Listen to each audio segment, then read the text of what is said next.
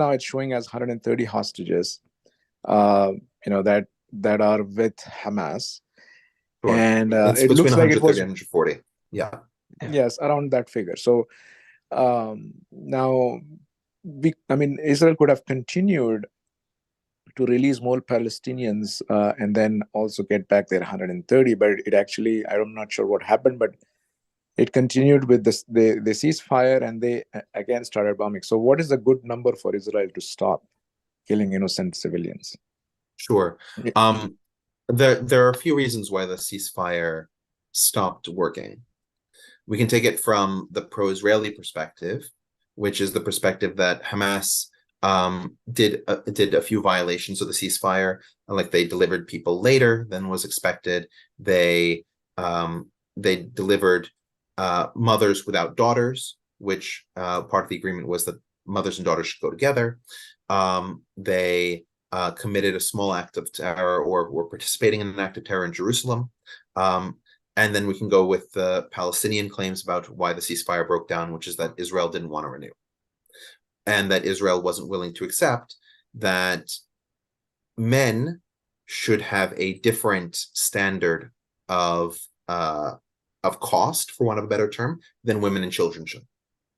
So the Hamas perspective was that women and children were more incidental and therefore could be exchanged for low-level prisoners. A lot of the prisoners that were exchanged, the roughly 150 or so, I want to say, and the number might be higher, of Palestinians who were released from Israeli jails, were the majority of them were individuals who were held on minor offenses or undeclared offenses. That's because part of the military occupation of the West Bank results in Palestinians being arrested without cause until they're tried.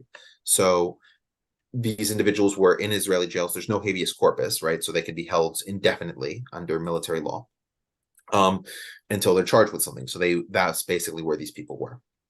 So if that's the situation, right, Israel could somehow justify releasing 3 of those for 1 civilian. It's much harder for Israel to justify, at least internally, releasing a more hardened criminal, somebody who'd committed an act and was found guilty through a trial process. And some of those were released, but very few were.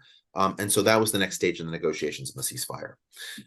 And from the Israeli perspective, A, they didn't want to do that. And B, the goal of eradicating Hamas was something that Netanyahu has staked his political career on. And I think in a lot of senses, that's the only way that he can see to redeem himself politically is if he destroys Hamas.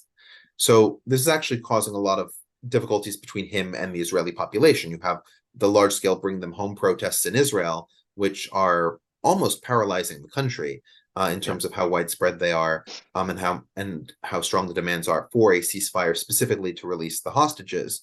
And given that Israeli appetite for getting rid of Palestinian prisoners in exchange for a few Israelis has historically been relatively high, this shouldn't be surprising. There were mass protests throughout Israel, not on this scale, but for Gilad Shalit during the, I want to say, 10 or so years he was held by Hamas.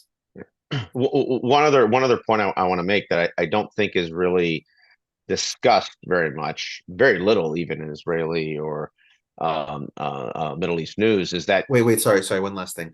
I don't think that there's a certain number of dead Palestinians, which was sort of the last tail end of the question, that would bring Israel back to the negotiating table or signify that they've done enough. I think that it would be a return of basically Hamas being more amenable to giving up both military hostages and male civilian hostages for whom the wives or daughters have already been released. All right. Anyway, Aaron. Yeah. So I think there's a distinction that needs to be made. So when there's a Palestinian that is in custody, and that's basically the legal definition, that those Palestinians come from both the West Bank and have come from Gaza. So the the distinction inside the Palestinian political architecture is unique in that obviously, groups and civil society want that are in the West Bank want West Bank West Bankian Palestinians released, and ones that are under Hamas authority in Gaza, their emphasis is on obviously those Palestinians. And so when we have this, let's say this raw number of 5,000, and let's say, um, 3,000 of the 5,000 are non military custody, right? I mean, kids throwing rocks at an outpost, or kind of the like police encounter argument, those type of custodies. Those groups of, let's say, that 3,000 are going to be split, and so that subgroup becomes, I think, the focus, and I think that's really important to have that distinction. The other point is, I don't see Hamas. I mean, just like at a game theory level, I don't see them giving up any of the males in any substantial numbers. I mean, if there is for specific medical reasons or age, males over, 60 or 70. under Yeah. 15, and 12 or whatever. I mean, that's different. But in terms of, let's just say, fighting age males or members of the IDF, or ex-reservists, or anything like that. I mean, I think that core group stays. That becomes a very long-term sort of, not the Iran embassy hostage model, but sort of. But basically the 80s version of that, if for those of you that remember that or remember reading about that. So I think that group becomes kind of the nexus group that's held. And then I think all the rest of those hostages that aren't part of that group, let's say 60, will be the ones that are sort of pieced out against that non-militarized population that is Gazan, amongst those, let's say, 5 or 6,000 that are in custody. So something along the lines of, let's say 60 non-male Israelis and foreign nationals, right? We can't forget there's foreign nationals part of this, which Yeah. I do believe was a, like objectively kind of a screw up on that part, right? Oh no, Yeah. that's why during the ceasefire, a significant percentage, especially relative to the amount of people who were taken, of those released were foreign nationals. I have, for That's example, right. here's Manid Girachart. He was a guest worker, a Thai guest worker. Yeah. I don't remember if it was Nahal Oz or Kibbutz Be'eri, but he was abducted along with several other Thai, and he was one of those who was released during the prisoner exchanges, and he's now back in Thailand. So I think all that gets cleared out. I think where that gets a little funky is any males that are in that. But I think they'll figure a way to sort of push through that. So I think that will get traded. That population, that non-male population, will get traded for, whatever, 500 to 1,000 sort of non-charged custody. We'll call it, kind of that street policing, what we'd call over incarceration, right? Like that population will be probably the traded population.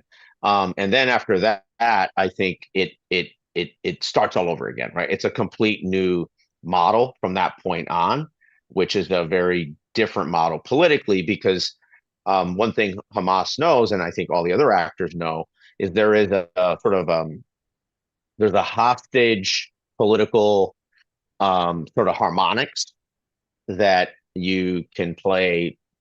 I mean, to be blunt, it's political theater, but it's effective. You can play that inside Israeli society, and that puts pressure. It's a pressure points on Israeli governments. And so, if you have a long-term group of, let's say 75 or whatever that final number is, that group becomes the onesie twosies that are parsed out against the militarized and some of the non-military military background population that are Ghazian, that are still held in custody. And with the numbers this big, I mean, that can be played out over years, right? That could take quite a long time. So I think that's something to sort of see that trajectory. I am a little surprised that Hamas hasn't been more strategic with that non-male population sooner, because that population just creates just a lot more problems for them. I mean, just operationally, I mean, having 250 hostages is sort of an insane number. I mean, the amount of resources you have to put per hostage. I mean, if you sort of do the math on it, I mean, that's forcing and especially, thousands of, go ahead. and I was gonna say, especially women have additional physical needs that men don't Yeah. have.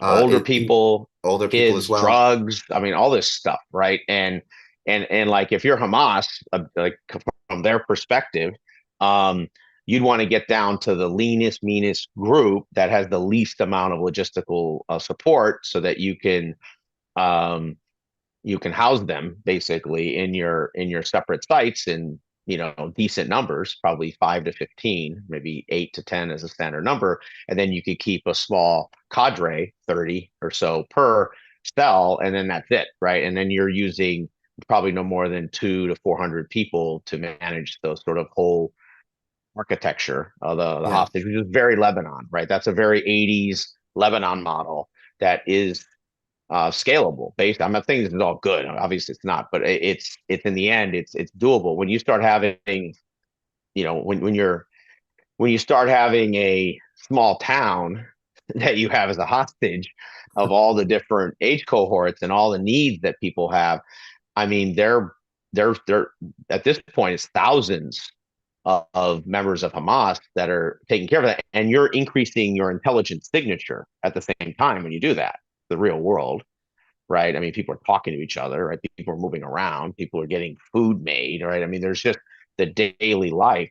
And so I've been really surprised, 2 months into this, that they've stayed with that model. And my guess is that there's a lot of conflict in that leadership and outside proxy support for that, just on a practical basis, much less in terms of how unwieldy and difficult it's going to make this effort for Hamas. In some ways, I think they're sort of they've trapped themselves in this at this point.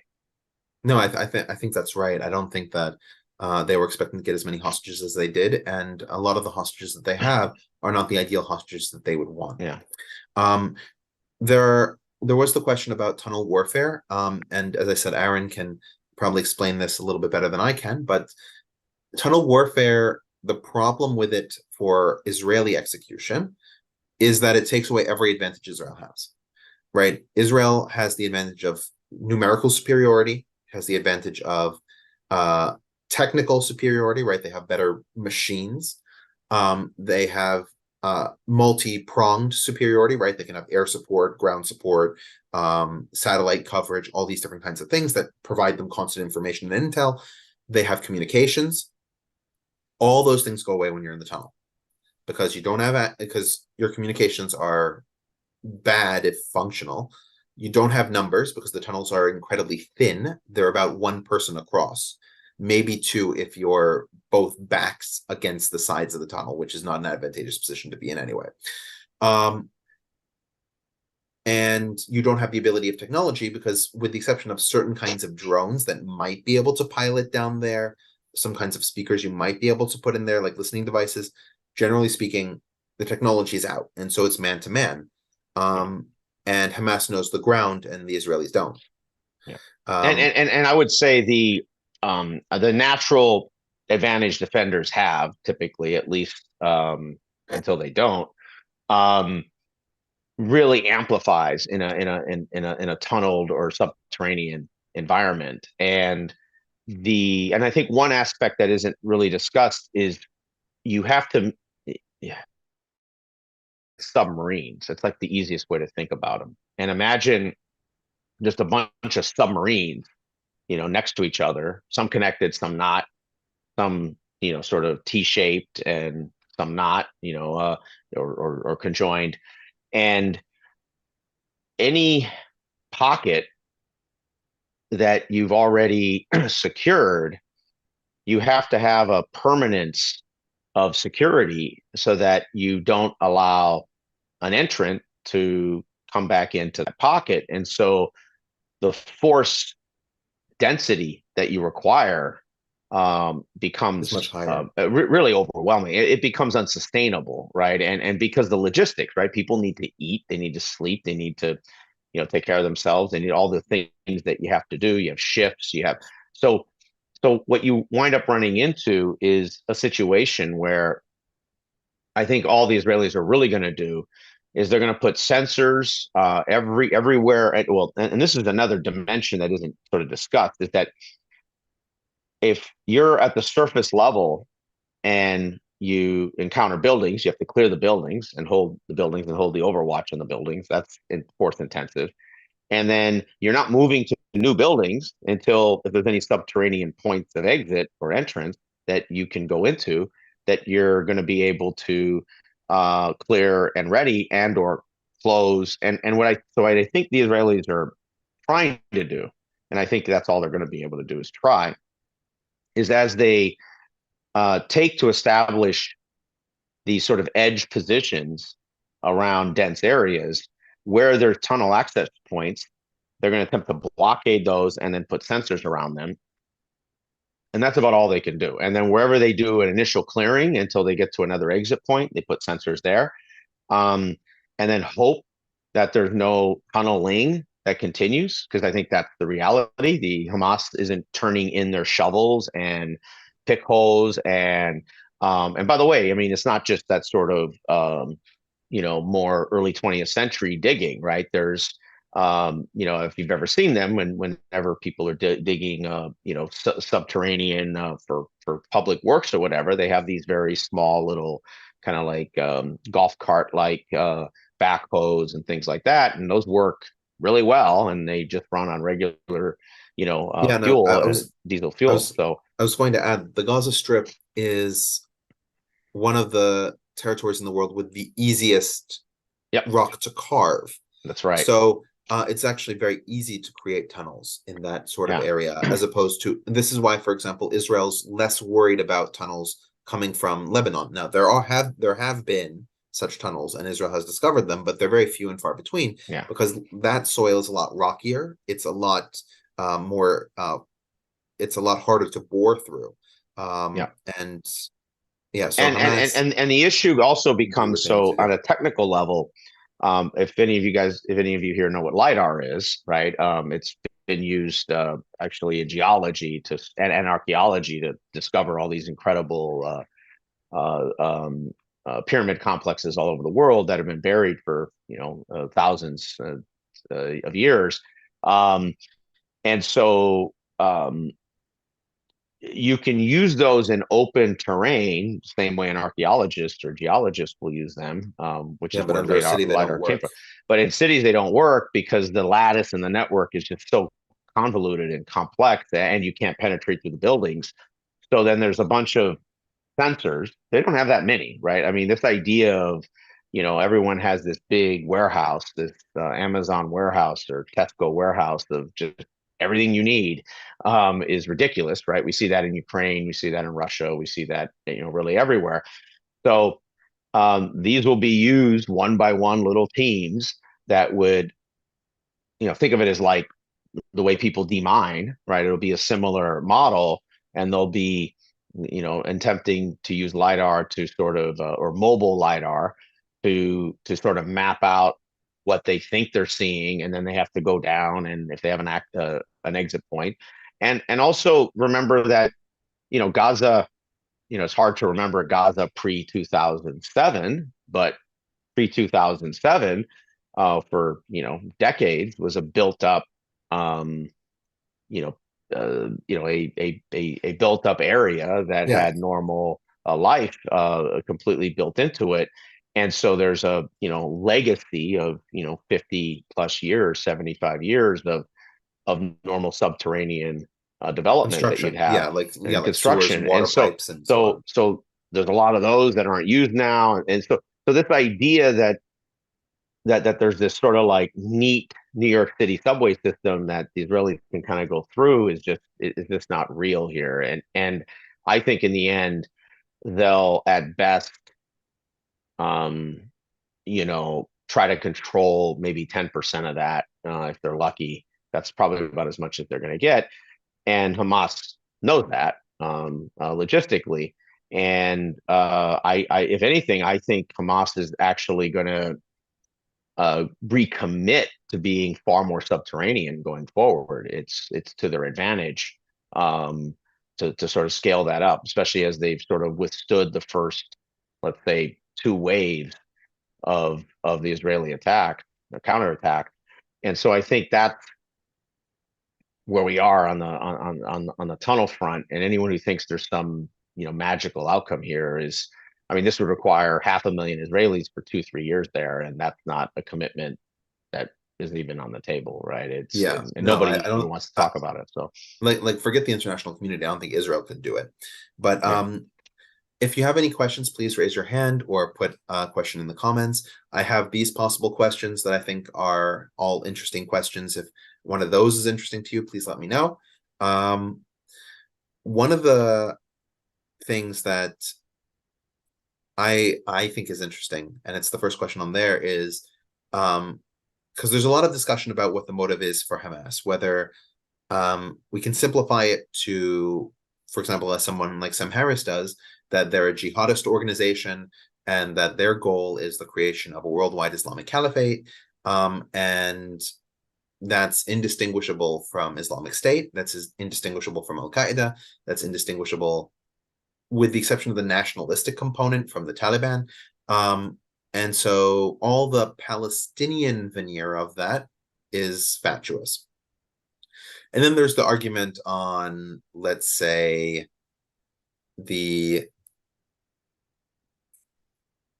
Noam Chomsky side, to say, no, the Islamism itself is the veneer, right? They don't actually believe in the idea that there's going to be a tree at the end of days that hides Jews, as opposed to all the other Jews that all the other trees that say, "Come, there's a Jew behind me." Right? They don't genuinely believe this. They're the manifestation of the Palestinian struggle that currently exists at this moment. And the Palestinian struggle has had other manifestations, right? It's had communist manifestations in the PFLP. It's had secular Arab nationalist manifestations in the way of Fatah. It's now having jihadist and Islamist manifestations, and that's just the paint that we're putting on the same animal. So the view that I have on this, and Aaron, you may disagree, others in the chat may disagree as well. I think it's yes and yes. I think that there's a certain degree to which there is a manifestation of Palestinian desire for self-government and control, and Hamas is one of those manifestations, like the other ones in the past. But I don't think you can completely cut out the jihadism from their worldview or their perspective.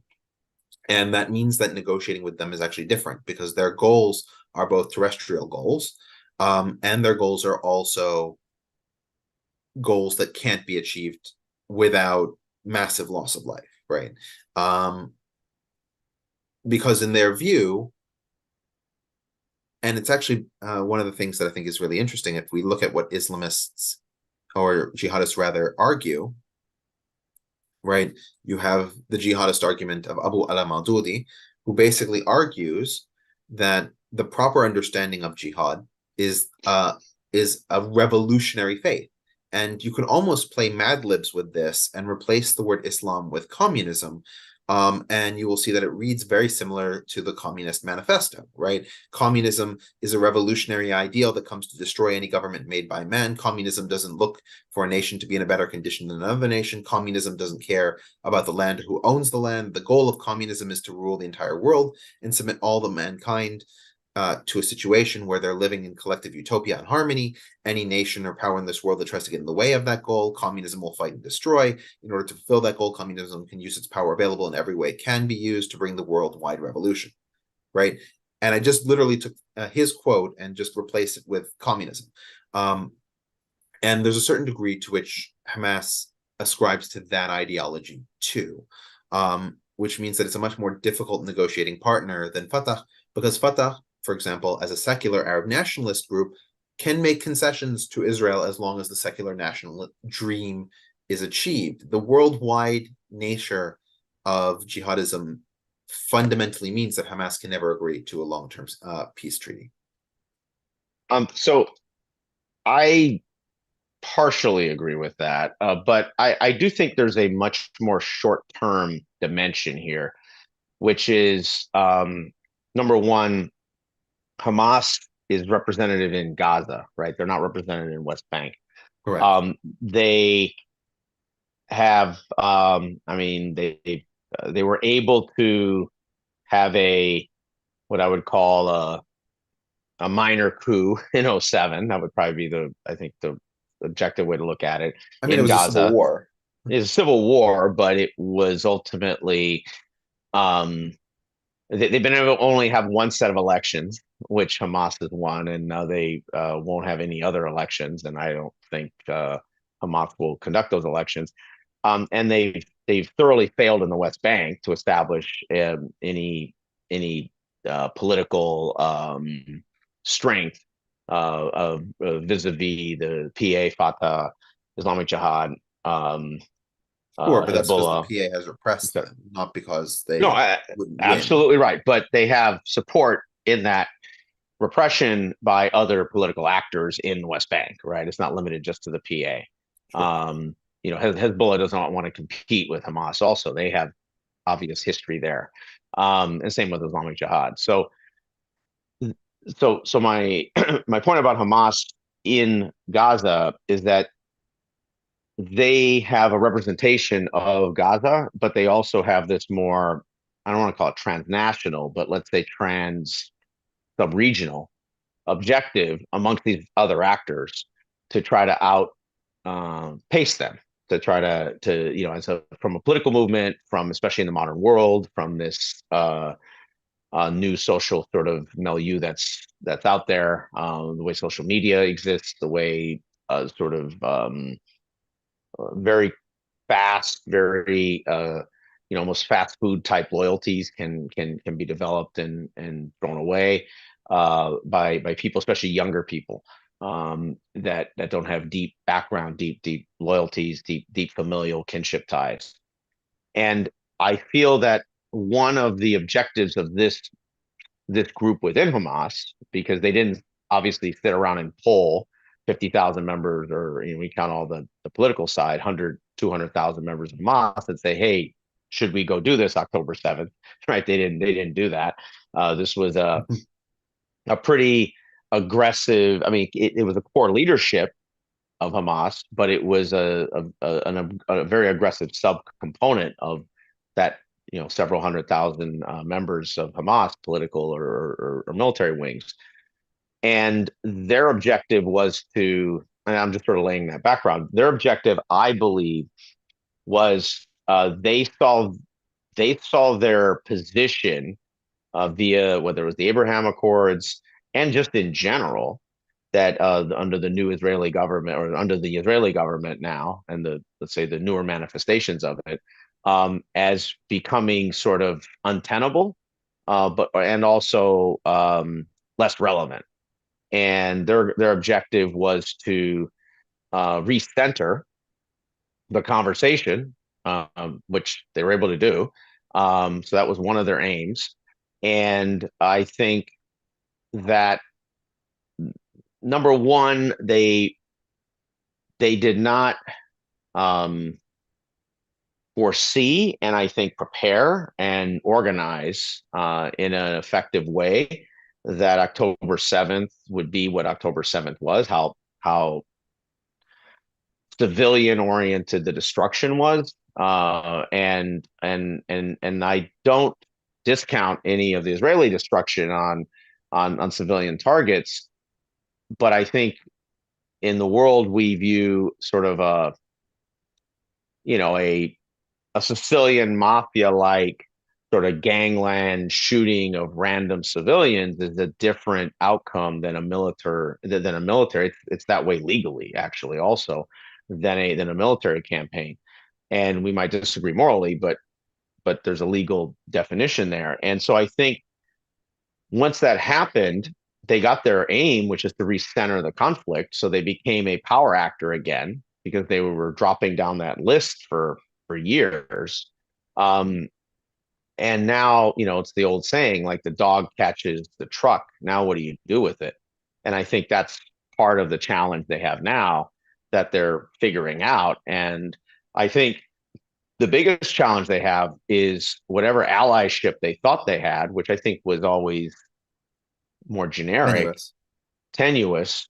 tenuous. They've That's been lost, and this does remind me after 9/11 when the list of whether you think they were bad guys or not, but people who perceive them as, let's say, not quite good guys in the world, or ones that had maybe um, threats and conflicts with the U.S. and with other Western nations. They all collectively, when after 9/11 happened, just pointed their fingers and said, "Not me." Had nothing to do with them. That this is that. And I feel that's the same response, basically, by all those, quote unquote allies that Hamas had or thought they had, just because they recognize the fraught politics of this after October 7th. And I think that's really the position Hamas is stuck in now. Yeah. And we were mentioning earlier about Egypt. So I do think Egypt's the key actor in this. I actually don't think Israel's the key actor. I think it's Egypt, actually. I think Egypt's the only one that has enough operational legitimacy that if something needed to be actually enforced, they can impose their will to do that. And the rest of the world would struggle challenging that. Whereas I think the Israel just doesn't have any legitimacy in this at all. And you have to look at the legitimate actors. Turkey is trying to be like a fake Egypt in this, but they're distanced and Turkish sort of quirkiness is making that pretty unrealistic. And then the Gulf is just the Gulf is just doing a Wall Street flyby basically. They're kind of like the private equity side of this whole deal, right? They're not really, nobody expects that there's going to be a Gulf Ministry of Peace established here, right? In Gaza. No Emirati peacekeepers. But yeah, exactly. We have a question here. What is Hamas's support rate among Palestinian civilians? Have the Palestinian general public expressed their condemnation or condemning of the October 7th attack towards Israeli civilians? In terms of the polling, there was a poll conducted in June of 2023. So it was before October 7th, in terms of what Hamas's support was like. Now, that support is different between Gaza and the West Bank. In fact, Hamas has more support in the West Bank than they do in Gaza, primarily because the Palestinians are angry with whoever is in power, not achieving the goals that they say that they're going to do, right? One of those primary goals is corruption. Another one of those primary goals is international policy. And in both cases, life has been declining in the West Bank and in Gaza for very different reasons, but in both cases, it has been declining. So they're angry with whoever's in power. Now, if in this poll, they were asked if the 2006 election were redone, such that you could vote again for all the parties that ran in that election, which party would you choose? But if you add if you add West Bank and Gaza together, right, you got 35% saying that they would vote for Hamas, 31% saying they'd vote for Fatah, 11% saying they would vote for one of the other parties that was running, and then 23% don't know who they would vote for. And then if you ask the question, which of these groups deserve to represent the Palestinians, that number who don't know who should represent them grows tremendously, right? It goes from 23% to 43%. And the number who say Hamas is legitimate declines slightly. The number who say Fatah should be represented dives by about a third. So and a quick thing too. I just there's a new AP poll that just came out 4 days ago. I just put it into the chat also, which even the right word expands on that. Yeah, I was gonna say this poll found that 80% of West Bankers were opposed to Mahmoud Abbas, and so the fact that it's jumped to 90% now, it does not surprise me. considering that he really can't say or do anything about the situation in Gaza, but of course he is somehow responsible as a Palestinian leader. And this sort of goes to the poll on the left-hand side, which is in June, the Palestinians were asked if you could choose the successor to Abbas, who would you choose? And the majority of them, the largest number of them chose Marwan Barghouti, who is a committed jihadist in Israeli prison. He has never ruled over anything, no political experience as far as I'm aware.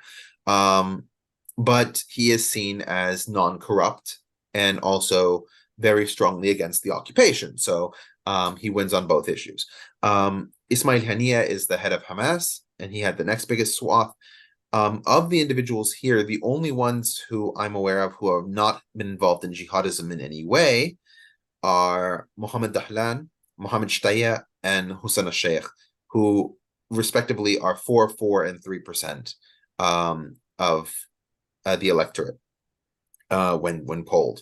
So that doesn't bode well for Palestinians' views on how Israel should be treated. Salam Fayyad, who is my personal pick, right, for who should run Palestine as a non-Palestinian, is not even on this poll, right? Nobody wrote him in. That's like saying you want Larry Hogan to be president, the governor of Maryland, exactly, right? Exactly. I mean, it's just, it's a nerd pick by people who want technocratic, governance, basically. In polls that have come out since October 7th. No offense to Larry Hogan. So kind of a long chance there. No, but since October 7th, there have been questions in polls. I don't have those polls on me that say that roughly 70 to 80%, depending on the poll you choose, of Palestinians condone or support the fact that the attacks happened. So I just put the latest that poll in. That's the one from 4 days ago. It's 961. So if you notice, they're numbered 961, 960, 959, etc. So the latest one's 961. So everyone here can go to that to the link from the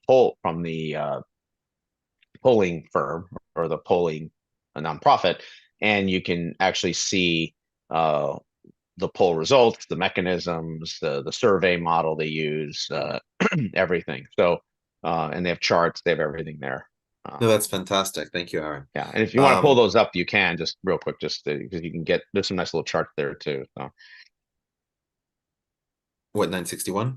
Yeah, 961. So they have, very, I mean, to be honest, I wish we had better polls like this. These are very, very, very like to the point questions that you would ask.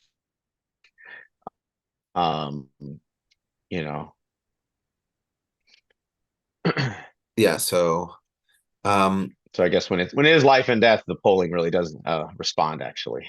What was right in your view? What happened after it? Was the Hamas decision to launch an offensive against Israel correct or incorrect? It seems that by and large it was viewed as correct, but you can see that the number is very different when you compare the West Bank view with the Gaza view, right? Because West Bankers don't have to suffer for it. Gazans absolutely do. Then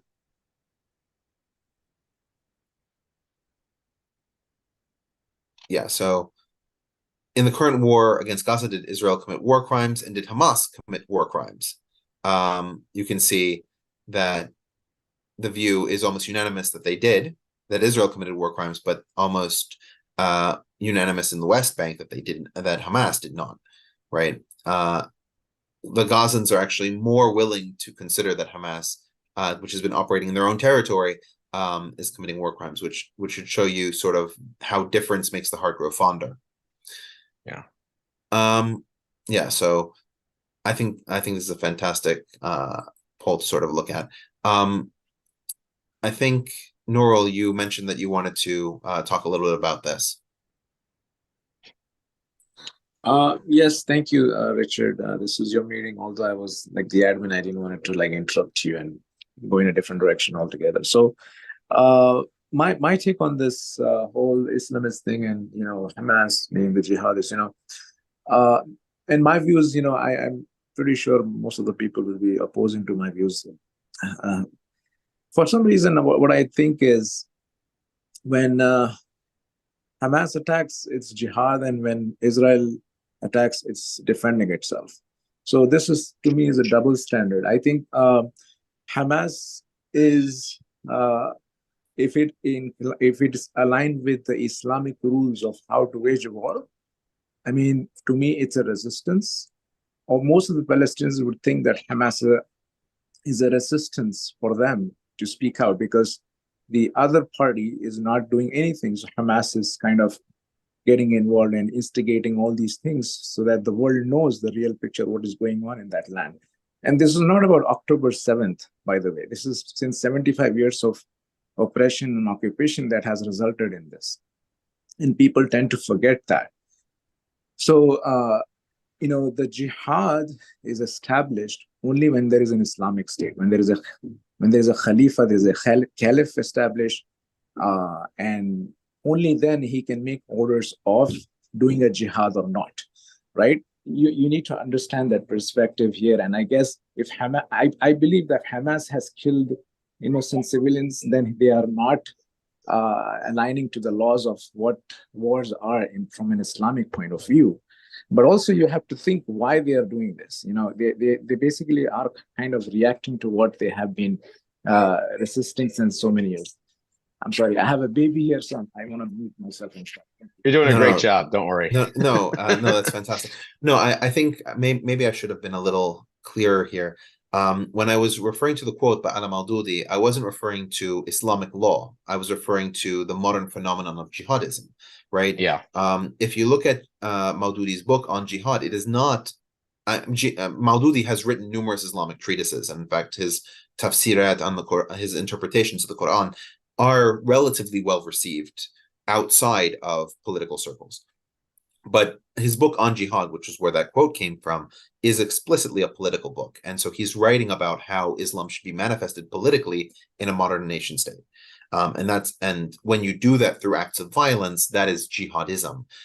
So when I claim that this is the motivating ideology to a certain extent of Hamas, along with the Palestinian piece of that that operates somewhat separately, I'm referring to jihad in that context. I'm not referring to jihad as a Islamically sanctioned war, or a war that's necessarily in consonant with all the tafsirat about what a lesser jihad is supposed to look like. But I think the rest of that comment is really well taken in that Hamas didn't just start on October 7th. Hamas has existed since the 1970s, and it's a response to Israeli actions in the Gaza Strip from as early as 1948, before Israel had direct control. We have a few more questions, and I think these are the last questions we'll take, because I have a hard break at around 1:10. So yeah, I can stay a little longer. So if people want to stay, I can if you need me to moderate, I can do that. Quick thing I just did also just before you go is I just put in the latest IMF development report of between the Palestinian territories, the occupied territories, and it shows the differential between Gaza and West Bank, which I really think is important. I also uploaded it, so anyone who wants to download it, and there's no viruses or anything like that. It comes straight from IMF, and I think it's a pretty important and telling to look at this. I mean, basically, the Gazans are living about a quarter as well as West Bank is, and in terms of economic development, and a big chunk of this is just Gazan administration by Hamas, because there's a lot of things that even under the huge constraints that the Palestinians have in the West Bank have been able to develop, that they're basically up to a development that's about 75% as 75-80% as much as Jordanians are. Whereas Gaza is a quarter of what of West Bank is. So you could dramatically improve life in Gaza just with West Bank level fundamentally of West Bank aid. level development, and West Bank could get to Jordan if they could, have a similar smaller upgrade, which really isn't discussed, right? Like nobody talks about this. They didn't talk about it a year ago. They didn't talk about it 5 or 10 years ago. And I think it's a big part of this, right? Because there's some broader questions you have to be asking and Hamas has been pretty clear about this. They've basically said that's not their concern. Right. That they're not interested in And development. But to they're get not to interested these in three development. questions. Yeah. So there's a lot of speculation of Iran's direct involvement in the attack that seemed to taper recently. How much was their involvement of them in outside parties? We sort of addressed this a little bit more in depth last time we met, but the degree of coordination that occurred on October 7th is the degree of coordination that requires a logistics that Hamas simply doesn't have, and an understanding of logistics that Hamas simply doesn't have. They don't have the scale for it. They don't. So it was either Iran or Russia. My intuition is that it was more Russia than Iran, because the attack style of doing all these different things at once and having these movements together mirrors a lot of what Russia is doing in Ukraine, or at least what they were doing about a year ago. So that's and my when we say intuition. Russia, that doesn't mean Putin has a Stalin war plan on a wall and says, "Oh yeah, that's happening tomorrow." It can just mean, Some private advisor. military contractor types, that are GRU tier 4 bozos that are probably not well coordinated with central command, which we've seen enough in Ukraine, right? So it wouldn't shock me if the similar degree of you know of of of proximity to leadership exists in this also. And one other quick point I think is very important that makes it much less likely than Iran. And to be honest, than the other actors in Lebanon, Islamic Jihad, Lebanon, which we have to remember. There's Islamic Jihad, Lebanon. There's Islamic Jihad, basically West Bank, and there's Islamic Jihad, Gaza, which is very, very small, and in Egypt, which is very, very repressed. But if you had Iranian coordination or Lebanese, a coordination, you would see far greater targeted use of their missile and rocket advantages that they have, which, when leveraged by Hamas, is basically the most concentrated rocket attack in history for those 20-25 minutes. They saturated the Iron Dome. And if an Iran proxy or other proxy in the region wanted to continue that advantage, there would have been far more coordination, which Hezbollah has 10 times the rockets and sophistication of Hamas. I mean, Hamas's rocket capability exists, but it's nothing as substantial as well, it's nothing as substantial as Hezbollah West Bank, and Hezbollah Bank is nothing as substantial as Hezbollah Lebanon, Right. and that's not as substantial as Hezbollah Syria, right? So I mean, it's like a cascade up the ladder, and none of those, and it was pretty clear none of those were really ready, even, right? They all kind of did they were on the back foot. Patricia, totally. you had a comment? Well, a question, and as Narul pointed out, I don't expect people to necessarily agree with anything I'm thinking right now, or I'm not even sure if I can articulate it well. But one bell that has been ringing for me since actually before, October 7th happened. I'm in that camp that feels like October 7th in some way, shape, or form was going to happen eventually based on these stalemates and aggressions that have been going on for so long. And that's kind of part of the basis of my question. I mean, 75 years. without a significant shift in any particular side's perspective on where things stand. But 75 years is what, nearly 4 generations. So much has changed since that 75-year period started. And in the meantime, you have all of these other interests, internal as well as external, that have placed their bets on what they thought was going to happen.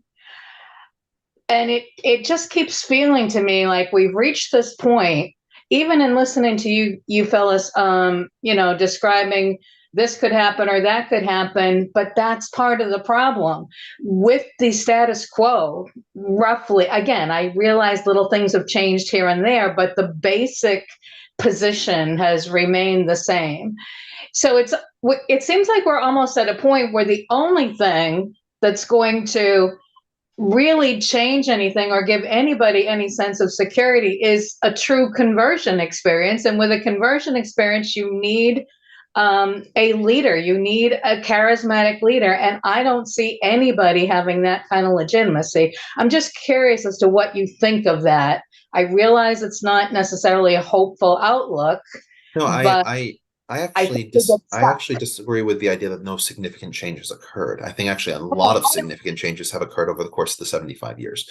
The biggest one is that the basic position, the us or them or us, the basic position. And yeah, there's little nibbles and shifts, but that basically distracts people from the larger question is, oh, you know what? This situation is not sustainable. Do you see what I'm saying? I agree with you. All those little dances take people's eyes off the ball. I think the idea of us versus them as the unifying thing over 75 years could define any relationship. That's right. I mean, like Britain and France have had an us versus them relationship 1,000 years. Even when they're functional allies in NATO. Exactly. But like us versus them isn't a useful dynamic for, is Britain going to invade France? Because if you use that dynamic in 1400, you'll get one answer. And if you use that dynamic in the year 2000, you'll get a very different answer. So you're saying exactly what I'm saying. But no. But it goes to the heart of your comment of you don't feel like any major changes happened. And so it's the same us versus them. And so there's necessarily going to be a violent outburst of conflict. And this just happened to be the way that manifested. I disagree because I think that there have been actually fundamental sea changes in the way this conflict has been perceived over the course of the 75 years. Now, you can take it from a Palestinian perspective of first we were Arabs, then we were dislocated Arabs, then we had an identity as Palestinians, then the Palestinian identity wasn't recognized by the Arabs, but by the Jews, which is Oslo. Then the Jews decided to renege on their recognition, which is the Netanyahu period, right? And so you have this consistent changing of the parameters of the argument and who gets to be part of that argument, right? Also, Hamas was supported by Israel indirectly during the 1970s and 1980s. For example, weapons caches were transferred to them by Israeli leaders. You had clandestine meetings, operational logistics, because Israel saw Hamas as being better than Fatah, because Hamas was weaker and therefore could cause more problems for Fatah than Israel could in distracting Palestinian support. So you have all these different deck chair mechanics that keep changing because the situation actually isn't static. Now, who is it static for? It's static for the Palestinian and the refugee camp. Wait a minute. Richard, what is the expression? Rearranging deck chairs on the Titanic. That's what I'm saying. The fundamental situation is unsustainable. And why is it unsustainable? The mentality has been to keep, for anybody who has an interest, and I mean the United States and every other nation or bank or anything else, to keep subtly shifting their strategy as to who they're supporting and how, based on those incremental changes. What I'm saying is it still all amounts to rearranging deck chairs on a sinking ship. It has to have a... But what is the ship in your metaphor? To me, the ship in your metaphor sounds like international politics. And No, yes, exactly. But the shift in this case is Israel and Palestine. How do you make that work? well, there Well, are so actually, hold on one second, Richard. So I can give I think a really good analogy that more people should study to understand this conflict. Most people have no background of the first Sudanese civil war, also known as the Ayanari, as I think that's the right way you say it, rebellion, and and then how all the aftermath of that, which goes back from the mid 50s, really. So it's not too far off from when this conflict started. And if you look at the same bifurcation, at the same fragmentation, at the same conflict dynamics, power dynamics, international actors involved, it actually maps quite strongly. And when people say it's unsustainable or it can't happen, and we can all agree maybe normatively that these things shouldn't happen, but the actors involved all have their own interests or don't have any interests, or don't want to leverage political capital for their own needs, whatever, or desires, or local politics.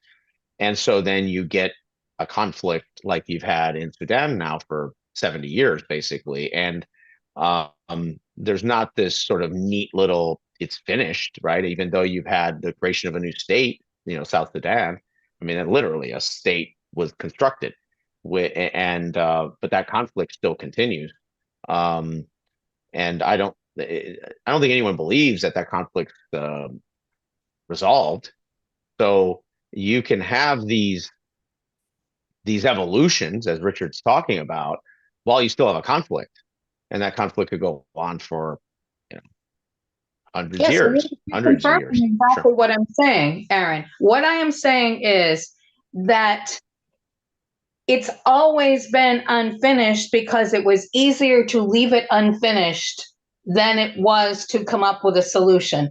Most solutions to unsolvable problems require a massive degree of what is often referred to as conversion, metanoia, whatever you want to call it.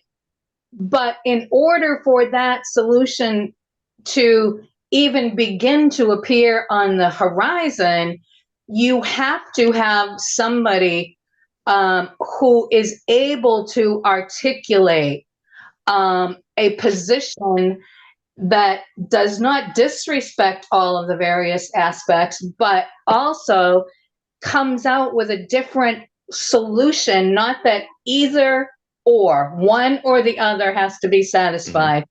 And I don't know, that is a very rare circumstance in human history. I mean, you could talk about somebody like Nelson Mandela or people like that, but those people are very few and far between. And what I'm saying, and you kind of emphasized it with that poll, I'm not aware at this point of anyone coming out with that strong a voice, with that adjusted vision. I don't see that happening or coming up anywhere. Do you?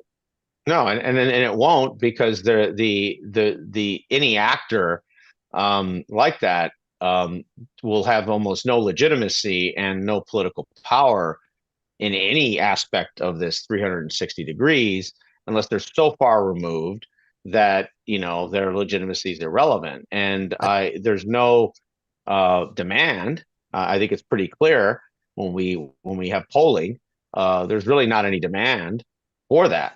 And so if you don't have demand from all the various populations involved for that, and you don't have anyone who has the political capital to create that, and you have a wicked, what's defined as a wicked problem or set of wicked problems like this, the idea is almost magical realism to think that you're going to gain an outcome. I mean, to me, I think the more logical outcome is why I brought up the example of the Sudanese war. I actually put a link in there for everyone to look at, because I think that's over time probably the most likely outcome. Right. And But here's what I'm saying. Wouldn't the responsible thing for interested groups like us and like so many people, rather than continuing this tradition, it seems like, because again, 75 years of coming up with these solutions that just feed into the direction, the general direction of the last 75 years, shouldn't we be talking about the fact that, well, this is such an unstable solution that nobody can really solve it. I mean, part of being well, there have been attempts at that. I mean, there have been attempts at that. Dennis Ross and the whole collection of people in the 90s spent enormous political capital on this, for better part of 10 to 15 years. Exactly. I'm sorry. What was your question? What was your question, Patty?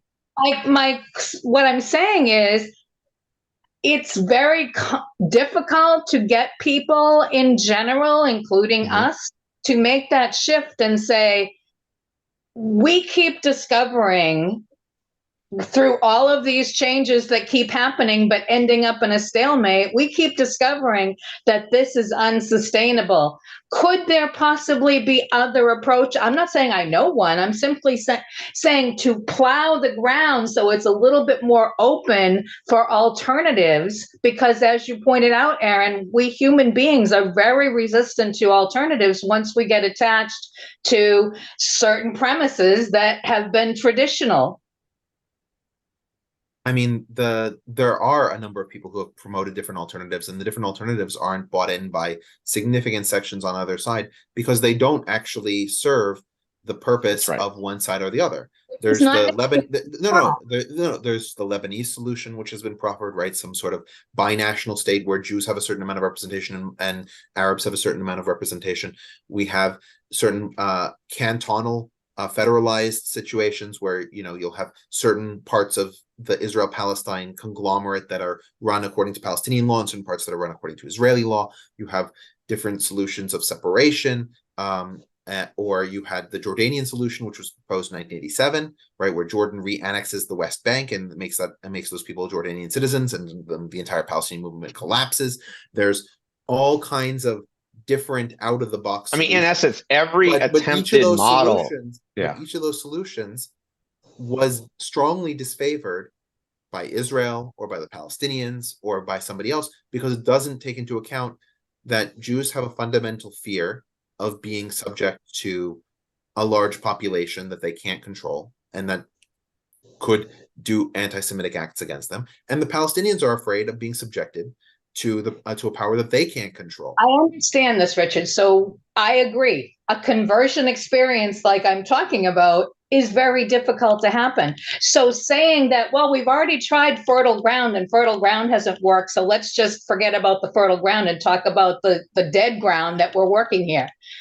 See what I'm saying? I'm saying it seems to me that these kinds of discussions simply perpetuate the sort of either or kind of thinking that tends to characterize the most popular, the most populist perspectives on this. And well, I think to be, all I'm saying is there is something to be said for encouraging continued plowing and opening of the fertile ground. All right. I mean, I do think this idea of having. I was going to say, let's move on. I want to quickly answer Charles's second question. And the question that because that's what this slide is about, which is what is a Palestinian? His question was, what is the ethnic genetic heritage of Palestinians? I've heard many reports that Palestinians are not really Arab in the conventional sense, and that may be, and many may be the descendants of Jews and original inhabitants dating back millennia. My guess is that the article is quite exaggerated in its assessment, but many genetic studies seem to support a modest version of the position. And that's what I would say too.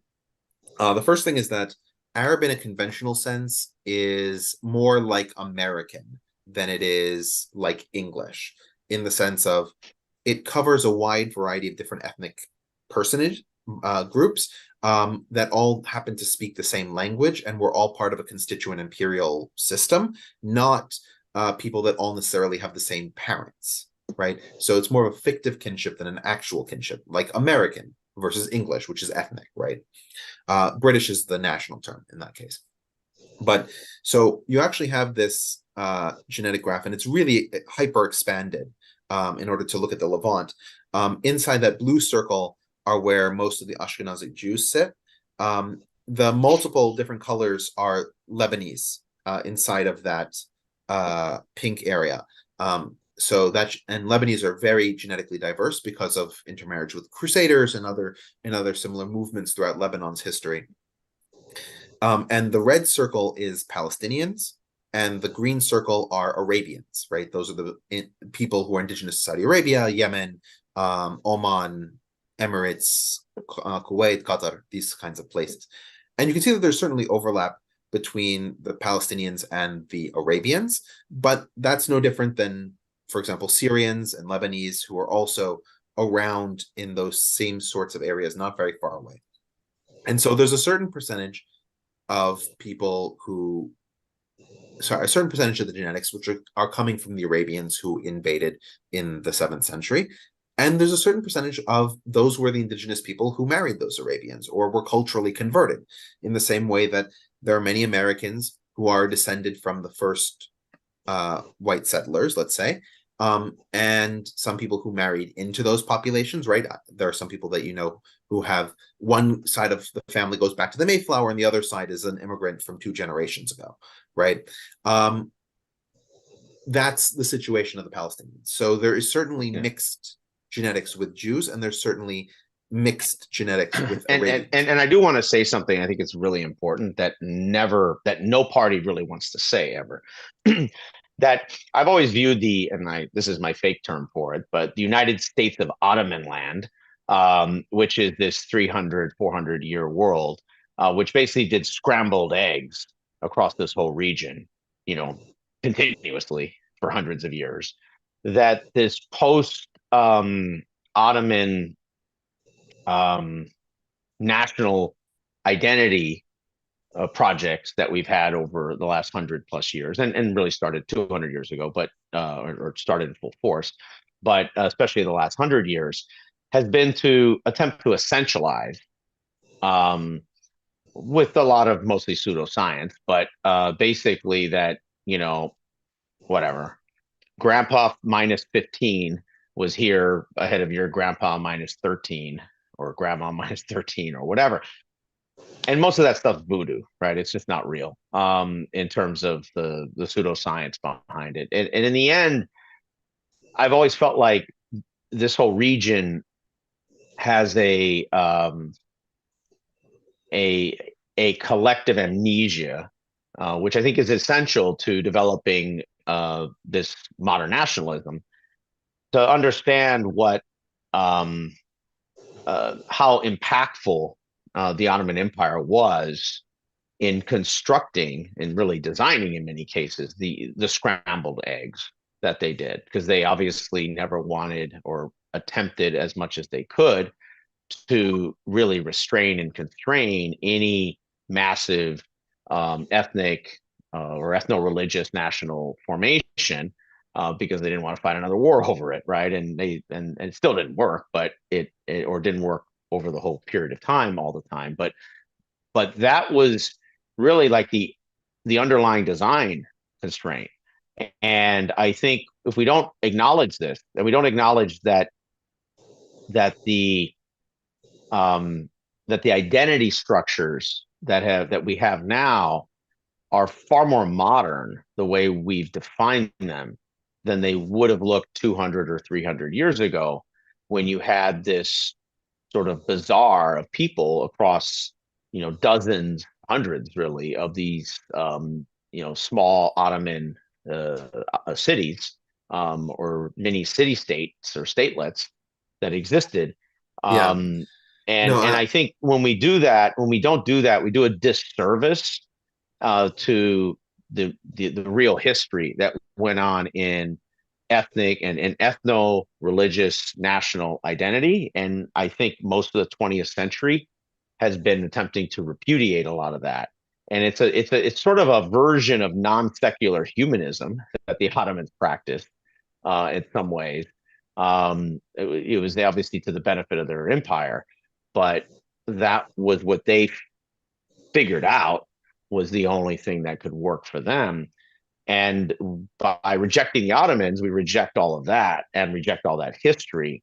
And so everybody has their sort of, my history starts in 1917, and this is when this happened, or Yeah. 1923, or Wait, whatever. Aaron, we also have Charles, who was the one who asked the questions. He wanted to say a little bit. Of course. Charles?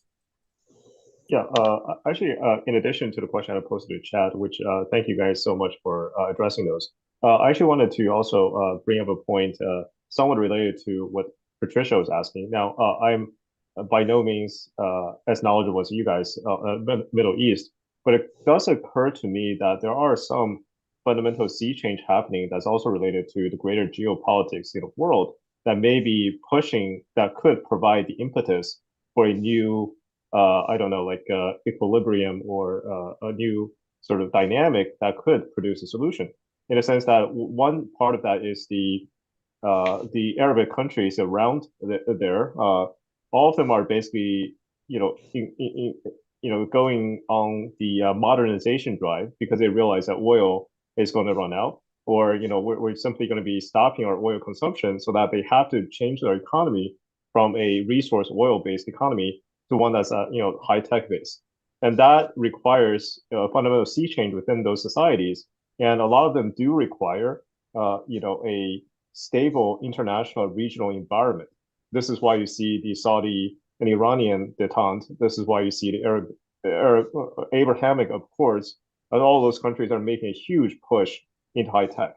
And this could potentially bring a new paradigm that allows for cordial relations between Israel and the Arabic states, and potentially offering a way to resolve the Palestinian issue from the regional states. And then on the Israel side, it does seem that the United States is also engaging in a policy that moves from direct engagement in the Middle East to an offshore balancer. So in a nutshell, essentially taking a less of a role in the Middle East and leaving regional partners, including Israel and Saudi Arabia and the like, to take charge more of their own security and figuring out their own regional situation, so that Israel also has an impetus to make nice with the regional states, as the United States will be less involved in the future.